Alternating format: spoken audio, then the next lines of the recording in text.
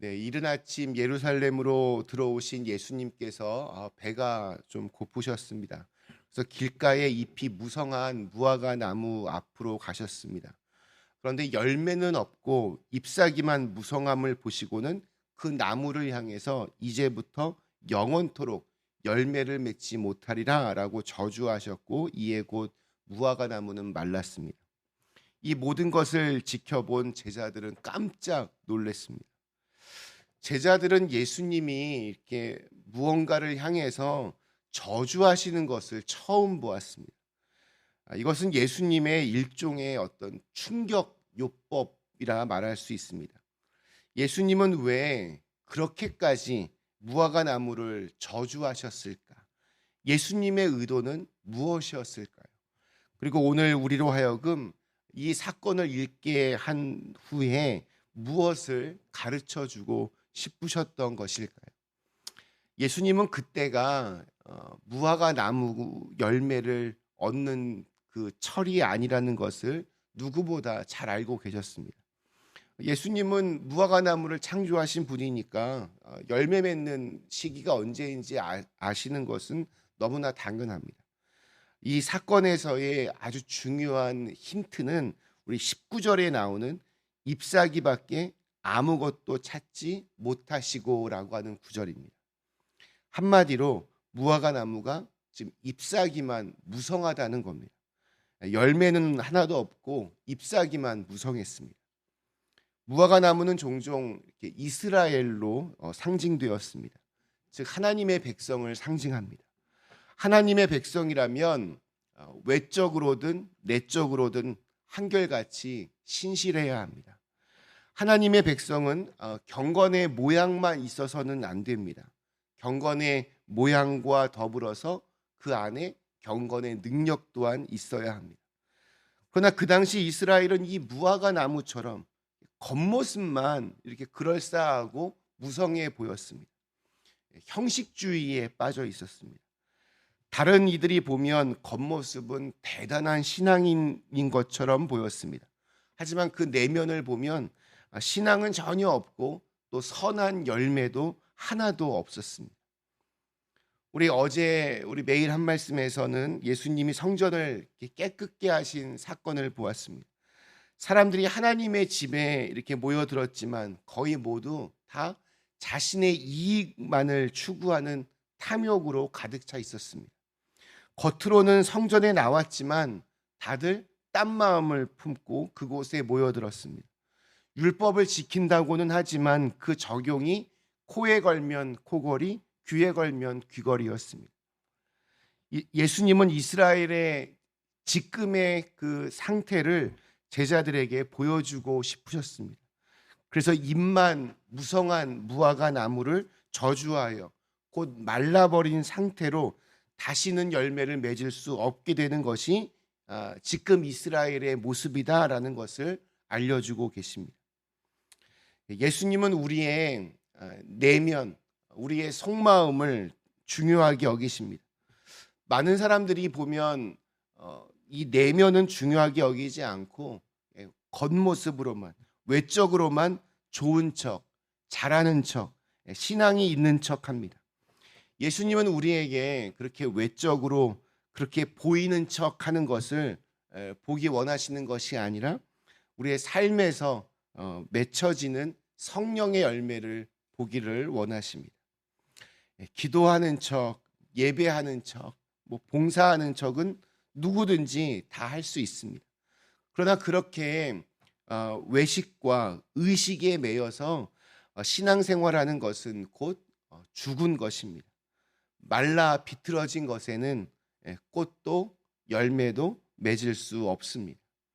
마치 무화과 나무가 저주를 받아 곧 말라서 열매를 전혀 맺지 못했던 것과 같이 그렇게 되어버립니다. 형식만 번지르르 하고 사람들을 의식하는 것에만 익숙하고 그냥 위선적으로 외식으로 일관된 이러한 모습은 결국 열매를 맺지 못하게 되고 멸망의 길로 가게 됩니다.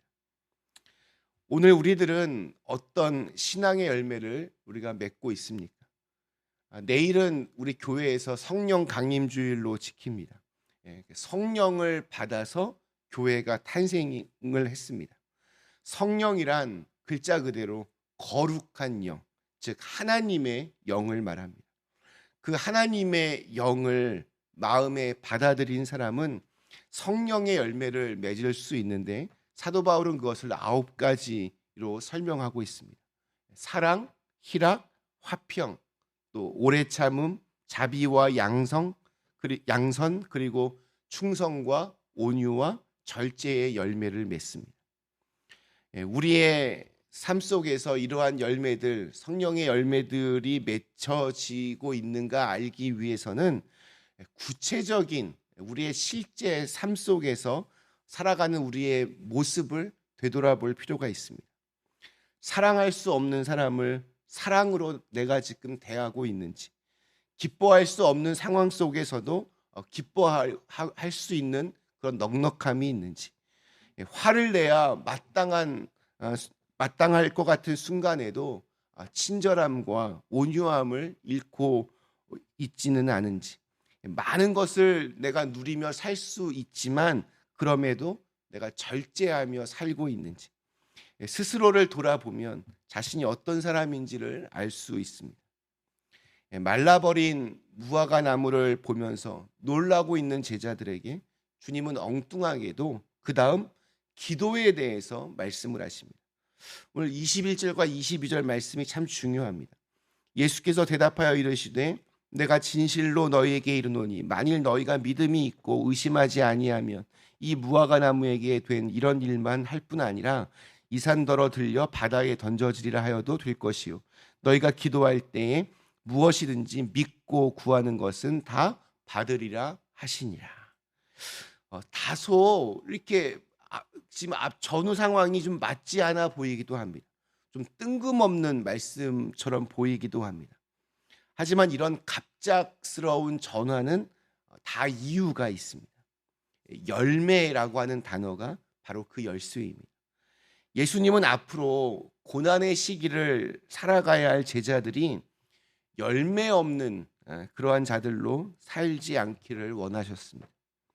신앙의 열매가 맺혀지기 위해서 가장 중요한 것은 기도하는 것입니다.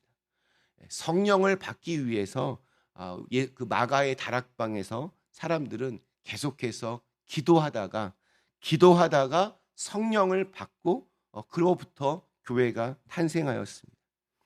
오늘 예수님 말씀에도 보면 내가 진실로 너희에게 이르노니 이런 표현이나 너희가 믿음이 있고 의심하지 아니하면 이런 구절들은 지금 제자들에게 주시는 예수님의 가르침이 얼마나 이게 중요한가를 드러내고 있습니다.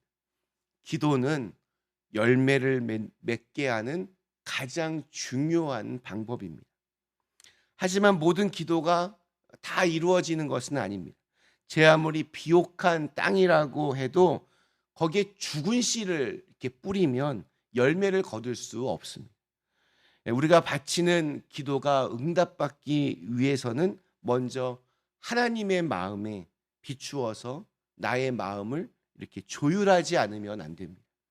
예수님은 아버지가 내 안에 내가 아버지 안에 있다라는 말씀을 하셨습니다.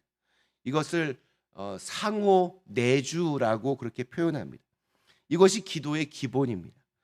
우리는 하나님의 마음을 알아들이고 하나님은 우리의 마음과 처지를 알아주실 때 그때 인생의 문제는 풀리게 되어 있습니다. 또 하나 중요한 것이 있습니다. 제가 몇 번 말씀드렸지만 저는 기도라고 하는 것은 기대하는 것이다 라고 그렇게 믿습니다. 기도의 교과서라 불리는 앤드루 머레이가 쓴 그리스도인의 기도학교 With Christ in the School of Prayer라는 책에서 보면 그는 기도에 대해서 한마디로 정의합니다. 기도는 기대다. 기도는 우리에게 기대를 하게 만듭니다. 왜냐하면 그분이 너무 좋기 때문입니다. 그래서 기도하면서 그분의 일하심을 기대하게 됩니다. 나를 위해, 우리를 위해 일하실 그분을 기대하다 보면 어느새 마음속에 있던 불안함과 두려움이 사라집니다. 그분이 이루어 가실 일들을 기대하면 마음에 담대함과 평안함이 이렇게 차오릅니다. 기도하지 않으면 자기 생각에만 머물게 됩니다. 거기에는 선한 것이 나올 수 없고 그저 자기의 그냥 그 수준에 딱 멈춰버립니다. 그렇기 때문에 우리에게 이렇게 기도의 시간과 또 기도의 자리가 있다는 것은 말로 할 수 없는 엄청난 축복입니다. 예수님은 당신의 제자들이 그리고 오늘 우리들이 구체적인 삶의 자리에서 아름다운 열매를 많이 맺으며 살기를 원하십니다. 예수님은 가지가 포도나무에 붙어 있지 아니하면 스스로 열매를 맺을 수 없는 것과 같이 너희도 내 안에 머물러 있지 아니하면 열매를 맺을 수 없다라고 말씀하셨습니다. 열매 맺는 삶을 위하여 우리가 주님 안에 머물 때, 그 마음으로 기도할 때, 그것이 바로 우리의 믿음이 되고 그 믿음이 쌓이면 열매 맺는 삶을 살아갈 수 있는 겁니다. 성경이 가르쳐주는 가장 중요한 기도의 공통점은 믿고 구하라는 것입니다. 믿고 기도할 때만이 기도의 응답이 있습니다. 기도는 내 정성과 내 노력과 내 능력으로 응답되는 것이 아닙니다. 기도는 하나님께서 응답해 주실 것을 믿고 기도하는 겁니다. 하나님이 좋은 것을 주시려고 준비하고 계시다는 것을 믿고 기대하는 것, 이것이 바로 기도입니다. 오늘 우리에게 주신 하루, 이 하루의 시간을 우리가 믿음으로 기도하며 또한 선한 역사를 이루어 가실 하나님을 기대하며 또 오늘 하루에 꼭 합당한 열매를 많이 맺으실 수 있기를 주님의 이름으로 간절히 기원합니다. 잠시 함께 기도하시겠습니다.